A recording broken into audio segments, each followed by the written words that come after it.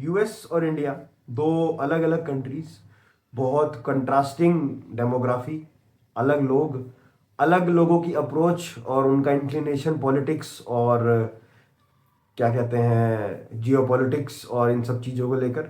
और दोनों कंट्रीज अपनी डिप्लोमेसी और अपनी फॉरेन पॉलिसीज के लिए जानी जाती हैं। दोनों की अप्रोचेस बिल्कुल कंट्रास्टिंग हैं।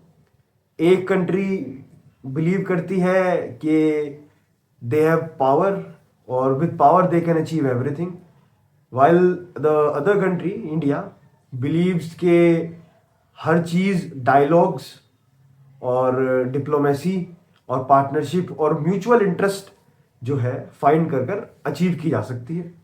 और दोनों ही अप्रोचेस जो है वो रिजल्ट्स देती हैं, अलग अलग रिजल्ट्स देती हैं। कोई फास्ट थोड़ा एक में मिलता है, एक में जो रिजल्ट है थोड़ा ग्रेजुअली आता है, स्लो आता है। फिर उसी के चलते जो रिजल्ट का जो पीरियड है, कुछ में लॉन्जिटिविटी बनती है, फ्रेंडशिप बनती है लॉन्ग टाइम, एक में थोड़ा अनसर्टेन रहता है कि जब तक उनके पास अपर हैंड है वो अपने हिसाब से चीज़ों को चला सकते हैं। अब ये जो दो अप्रोच हैं, इनमें जो बेसिक स्टेप्स हैं उनमें बड़ा ही कंट्रास्टिंग डिफरेंस है और थोड़ा कंट्रास्टिंग ही वो रिजल्ट भी देते हैं। जैसे यूएस की अगर हम अप्रोच माने, जो वो जीरो सम अप्रोच जिसको कह सकते हैं, कि वो कहीं कॉम्प्रोमाइज नहीं करते, कोई उन्हें ग्राउंड म्यूचुअल ग्राउंड्स का कोई इंटरेस्ट नहीं है। वो मिलिट्री इंटरवेंशन, ब्लॉकेड्स या फिर सैंक्शंस, जो डोनाल्ड ट्रंप का फेवरेट वर्ड है टैरिफ्स, हम आप पर लगा देंगे, वो सैंक्शंस में बिलीव करते हैं बहुत ज़्यादा। थ्रेट्स देते हैं कि अगर आपने हमारे हिसाब से नहीं किया तो हम क्या बोलते हैं आप पे 50% टैरिफ लगा देंगे, आपके गुड्स को इंडिया में लेना, कंट्री में लेना अपने बंद कर देंगे। दूसरी तरफ जो इंडिया का अप्रोच है वो डिपेंड करता है कि जिस कंट्री से हम डील कर रहे हैं उनसे हम कोई ट्रीटी करें, उनसे बातचीत डायलॉग हो और ट्रेड पैक्ट्स बनाए जाएं, और उसके बाद कल्चरल एक्सचेंज, कल्चर का भी बहुत इफेक्ट पड़ता है कि हमारा जो कल्चर है वो जो जिस कंट्री से हम डील कर रहे हैं उस कंट्री के कल्चर से कितना मेल खाता है, उनकी पॉपुलेशन हमारी यहाँ के पॉपुलेशन से रेजोनेट कर पाती है या नहीं। जैसे हमने अभी देखा था मार्च की स्टार्टिंग में, हमारे जो देश के लोग थे, मुसलमान थे, उनको थोड़ा ईरान से हमदर्दी ज़्यादा हो रही थी। इसी चीज़ों के चलते जो रिलेशंस हैं वो बनते हैं, और इन सब में हम लोगों को ये भी देखना चाहिए कि हमारा कितना फ़ायदा हो सकता है और सामने वाले का कितना फ़ायदा हो रहा है, हमारा नुकसान ज़्यादा तो नहीं हो रहा है। जैसे अगर ये डिप्लोमेटिक चैनल्स और डिप्लोमेसी और बातचीत डायलॉग्स की जो मैं बार बार बात बोल रहा हूँ, इसका जो सबसे प्राइम एग्जांपल या जो रिजल्ट हमें देखने को मिल रहा है वो ये मिल रहा है कि स्ट्रेट ऑफ हॉर्मुज से जितने भी ऑयल टैंकर्स या फिर कार्गो शिप्स आ रहे हैं वो सिर्फ इंडिया के लिए आ रहे हैं। इंडिया को ही फ्री चैनल मिला है। आज सुबह सुबह हम सबने न्यूज़ देखी कि डोनाल्ड ट्रंप अब सारे जो फर्स्ट वर्ल्ड कंट्री जो उन बोलते हैं अपने आप को, उनसे रिक्वेस्ट कर रहे हैं कि हम लोगों को आप वो दीजिए, हेल्प कीजिए स्ट्रेट ऑफ हॉर्मुज क्लियर कराने के लिए। उन्होंने कलेक्टिवली सबको कहा कि हेल्प कीजिए, क्योंकि जो वॉर्स होती हैं वो होती हैं एक्सपेंसिव, और अब अमेरिका को उस वॉर का जो एक्सपेंस है वो खुद पर फील होता नज़र आ रहा है कि ये वॉर जो है इससे हमें बेनिफिट इतना नहीं हुआ अब तक जितना हमारा खर्चा हो गया।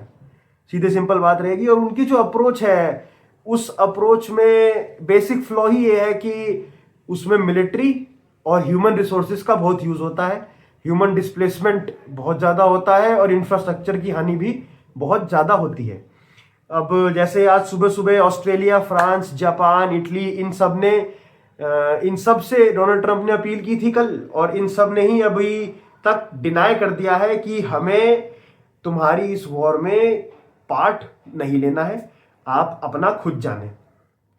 तो अब ये एक आइसोलेशन सिनेरियो बन गया है कि इजराइल और यूएस और ईरान ये आपस में लड़ रहे हैं, और नुकसान इसमें बाकी दुनिया का हो रहा है, बट और नुकसान ना हो इसलिए अब जो कंट्रीज हैं वो इससे अपना हाथ पीछे खींच रही हैं।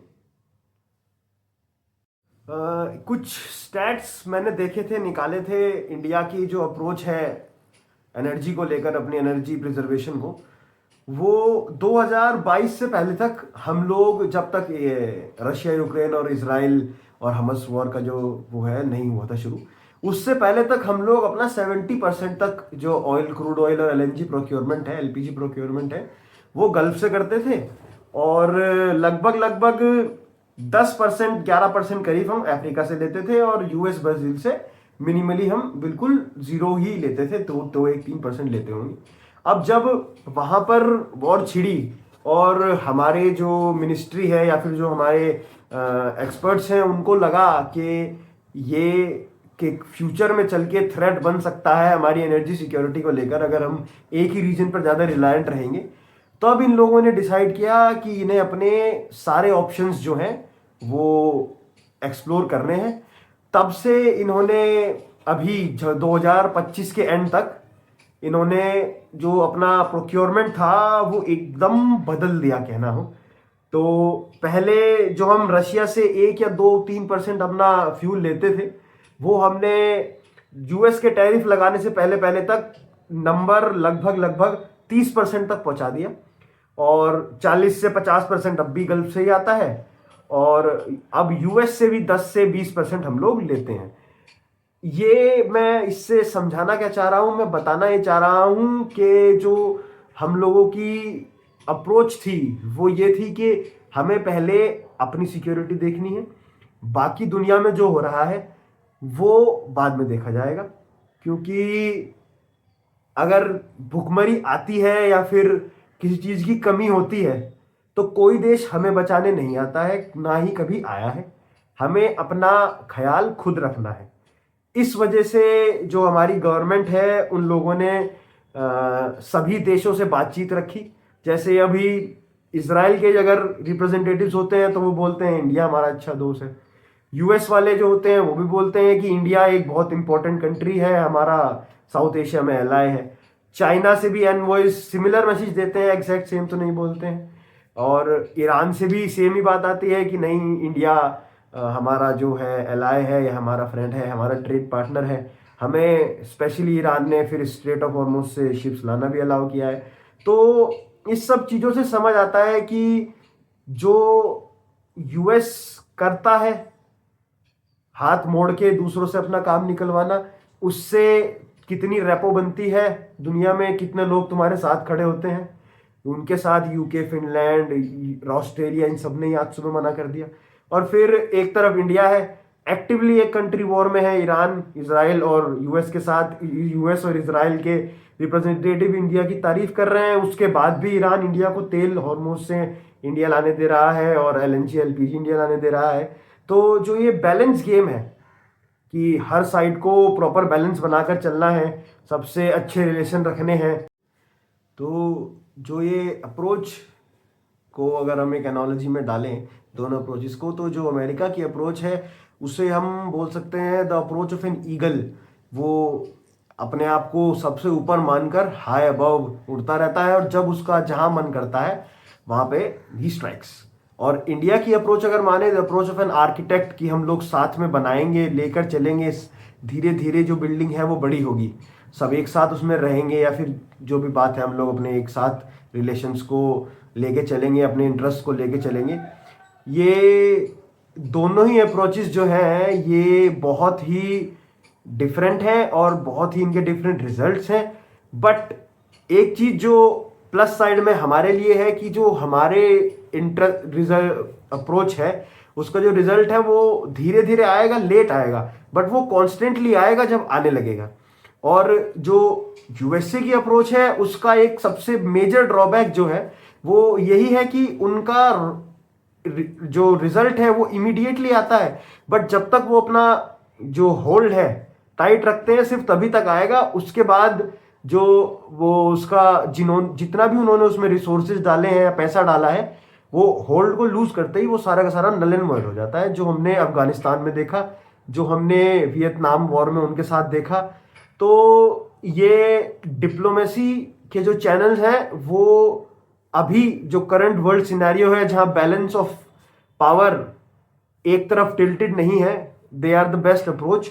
और इंडिया को इसी अप्रोच पर आगे चलने की जरूरत है। और हम लोग अगर इसी पर आगे चलते रहे तो आगे हम लोग चाइना और रशिया इनसे भी compete कर सकते हैं ग्लोबल मार्केट लेवल पर। और ग्लोबल जो अपना रिनाउंस हमने बनाया है उससे हम लेकर आगे चल सकते हैं।